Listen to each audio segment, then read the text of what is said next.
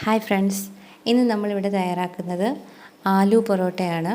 അപ്പം നമ്മൾ നല്ല ടേസ്റ്റോടു കൂടി നമുക്കിത് വീട്ടിൽ തയ്യാറാക്കിയെടുക്കാം.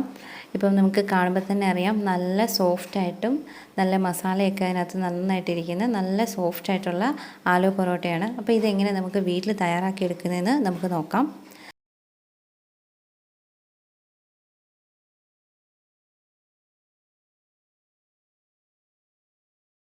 അപ്പോൾ അതിനു വേണ്ടി ഞാൻ ആട്ടമാവ് എടുത്തിട്ടുണ്ട്. ഒരു 2 കപ്പ് ആട്ടമാവ് വരും. ഇനി അതിലേക്ക് ആവശ്യമായിട്ടുള്ള ഉപ്പ് ചേർത്ത് കൊടുക്കുക. അതിനുശേഷം നമ്മൾ കുറച്ച് വെള്ളം ഒഴിച്ച് നന്നായിട്ടൊന്ന് കുഴച്ചെടുക്കുക. നമ്മൾ ചപ്പാത്തിക്കൊക്കെ കുഴയ്ക്കുന്ന പോലെ കുറേശ്ശെ വെള്ളം ഒഴിച്ച് ഒന്ന് കുഴച്ചെടുക്കുക. നല്ല സോഫ്റ്റായിട്ടൊന്ന് കുഴച്ചെടുക്കണം. വെള്ളം അധികം ആകരുത്. ഞാൻ ഇപ്പോൾ ഏകദേശം ഇതുപോലെ ഈ ഒരു അളവിന് കുഴച്ച് വെച്ചിട്ടുണ്ട്. ഇനി ഇത് നമുക്കൊന്ന് മാറ്റി വെക്കണം. ഇനി നമുക്ക് മസാലയ്ക്ക് വേണ്ടുന്ന സവോള, പച്ചമുളക് ഇത് രണ്ടും അരിഞ്ഞ് വെച്ചിട്ടുണ്ട്. സവോള നല്ല തിന്നായിട്ട് ഏറ്റവും ചെറുതായിട്ട് അരിയണം. ഇപ്പോൾ 2 സവോളയാണ് ഞാൻ എടുത്തേക്കുന്നത്, അതുപോലെ 2 പച്ചമുളകും. ഇനി ഇത് നമുക്ക് വഴറ്റിയെടുക്കണം. കുറച്ച് എണ്ണ ഒഴിച്ച് കൊടുത്തിട്ടുണ്ട്. അതിലേക്ക് നമ്മൾ അരിഞ്ഞ് വെച്ചേക്കുന്ന സവോള ഇട്ട് കൊടുക്കുകയാണ്.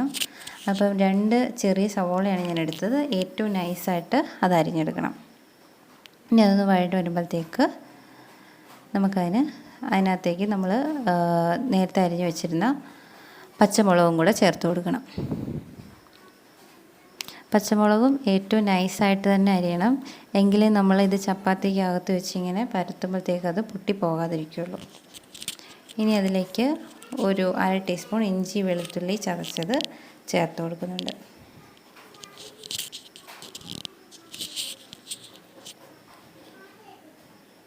ഇനിയിപ്പോൾ ഇത് നന്നായിട്ടൊന്ന് വഴണ്ട് വരണം. അതുവരെ ഒന്ന് ഇളക്കി കൊടുക്കണം. ഇനി ഏകദേശം അത് വഴണ്ട് വന്നു കഴിയുമ്പോഴത്തേക്ക് നമുക്ക് ആവശ്യമുള്ള പൊടികൾ ചേർത്ത് കൊടുക്കണം. 1/2 ടീസ്പൂൺ മുളക് പൊടി ചേർത്ത് കൊടുത്തിട്ടുണ്ട്. ഇനി അതിലേക്കൊരു 1/4 ടീസ്പൂൺ മഞ്ഞൾപ്പൊടി ചേർക്കുന്നുണ്ട്.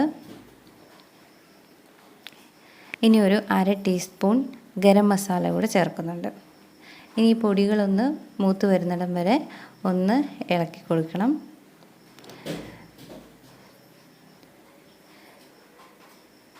ഇപ്പം ഏകദേശം പൊടികളൊക്കെ നന്നായിട്ട് മൂത്ത് വന്നിട്ടുണ്ട്.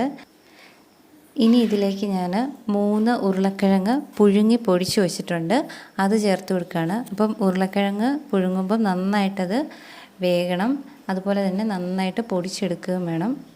ഒരു ചെറിയ കട്ടകൾ പോലും കിടക്കാൻ പാടില്ല. അങ്ങനെ ഉണ്ടെങ്കിൽ നമ്മളിത് പരത്തുമ്പം പൊടിഞ്ഞു പോകും. ഇനി അതിലേക്ക് ആവശ്യമായിട്ടുള്ള ഉപ്പ് ചേർത്ത് കൊടുത്തിട്ട് ആ മസാലയായിട്ട് ഈ ഉരുളക്കിഴങ്ങ് നന്നായിട്ട് ഒന്ന് യോജിപ്പിച്ചെടുക്കണം. അപ്പോൾ ഇതുപോലെ നല്ലപോലെ ഉടച്ചെടുക്കണം. ഒരു ശകലം പോലും തരി ഉണ്ടാവാൻ പാടില്ല. ഉണ്ടെങ്കിൽ അത് നമ്മൾ പരത്തുമ്പോൾ പൊട്ടിപ്പോവും. ഇപ്പം ഞാൻ കുറച്ച് മല്ലിയിലയും കൂടെ ചേർത്തിട്ടുണ്ട്. ഇനി അത് ഇതുപോലെ നന്നായിട്ടൊന്ന് മിക്സ് ചെയ്തെടുക്കണം. അപ്പോൾ അത് ഇതുപോലെ നല്ല പേസ്റ്റ് പോലായി നല്ലപോലെ അതൊന്ന് മിക്സ് ചെയ്തെടുക്കണം. ഉരുളക്കിഴങ്ങ് നന്നായിട്ട് വെന്തിരുന്ന് അതുപോലെ നല്ല മിക്സായി വന്നോളും.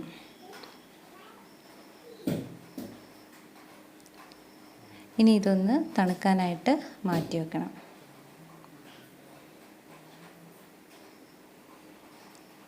ഇനി ഞാൻ നമ്മൾ കുഴച്ച് വെച്ചിരുന്ന മാവിൽ നിന്ന് ഇങ്ങനെ ബോൾ ആക്കി എടുത്തിട്ടുണ്ട്. നമ്മൾ സാധാരണ ചപ്പാത്തിക്കൊക്കെ എടുക്കുന്ന പോലെയുള്ള ബോൾ തയ്യാറാക്കി വെച്ചിട്ടുണ്ട്. ഇനി അതിൽ നിന്ന് ഒരെണ്ണം എടുത്ത് നല്ലപോലെ മാവ്, ഇപ്പം വെള്ളം കൂടുതലാണെന്നുണ്ടെങ്കിൽ മാവ് ഒരുപാടിടാം, അല്ലെങ്കിൽ കുറച്ച് മാവ് എടുത്തിരുന്നാൽ മതി. ഇനി അതിലേക്ക് ഇങ്ങനെ ചെറുതായിട്ടൊന്ന് പരത്തിയതിന് ശേഷം അതിലേക്ക് നമ്മൾ ഈ ഉരുളക്കിഴങ്ങ്, അതായത് ഈ മസാല ഒന്ന് ചേർത്ത് കൊടുക്കണം. ഇതുപോലെ ഒരു സ്പൂൺ മസാല ഒന്ന് വെച്ച് കൊടുക്കുക. എന്നിട്ട് ഇതുപോലെ എല്ലാം ഒരു സെൻറ്ററിലേക്ക് വരുന്ന രീതിയിലൊന്ന് മടക്കി കൊടുക്കുക.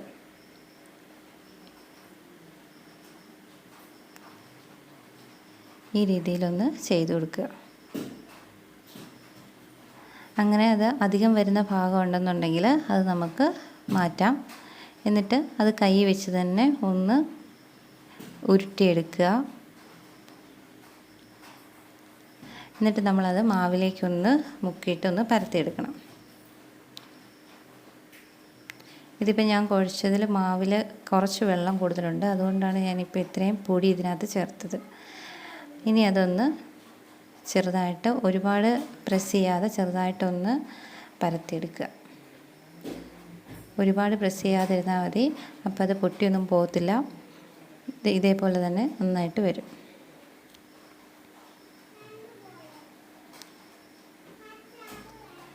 നമ്മൾ തിരിച്ചിട്ട് പരത്തരുത്. നമ്മൾ ആ മടക്കിയ ഭാഗം അടി വരുന്ന രീതിയിൽ വേണം പരത്താനായിട്ട്.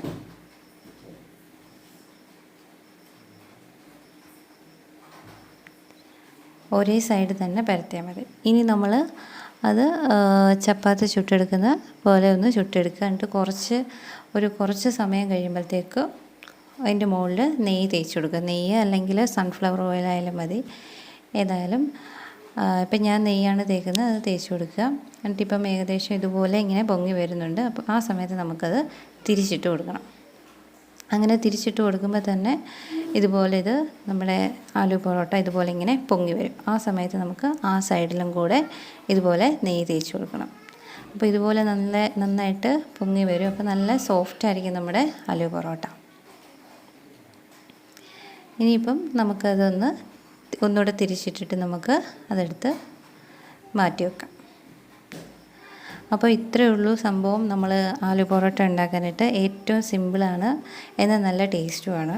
അപ്പോൾ നിങ്ങളെല്ലാവരും ഇത് വീട്ടിലൊന്ന് ട്രൈ ചെയ്ത് നോക്കണം. ട്രൈ ചെയ്തതിന് ശേഷം നിങ്ങളുടെ അഭിപ്രായങ്ങൾ അറിയിക്കാം, കമൻറ്റ് ബോക്സിലിടാം. ഈ വീഡിയോ നിങ്ങൾക്ക് ഇഷ്ടപ്പെട്ടിട്ടുണ്ടെങ്കിൽ ഷെയർ ചെയ്യണം, ലൈക്ക് ചെയ്യണം. പിന്നെ ഈ ചാനൽ ഇതുവരെ സബ്സ്ക്രൈബ് ചെയ്തിട്ടില്ല എന്നുണ്ടെങ്കിൽ ഒന്ന് സബ്സ്ക്രൈബ് ചെയ്യണം. തൊട്ടടുത്തുള്ള ബെല്ലൈക്കൺ കൂടി എനേബിൾ ചെയ്താലേ നമ്മൾ അപ്ലോഡ് ചെയ്യുന്ന എല്ലാ വീഡിയോസിൻ്റെയും നോട്ടിഫിക്കേഷൻ കിട്ടുകയുള്ളൂ. അപ്പോൾ ഇത്രയേ ഉള്ളൂ. Thank you.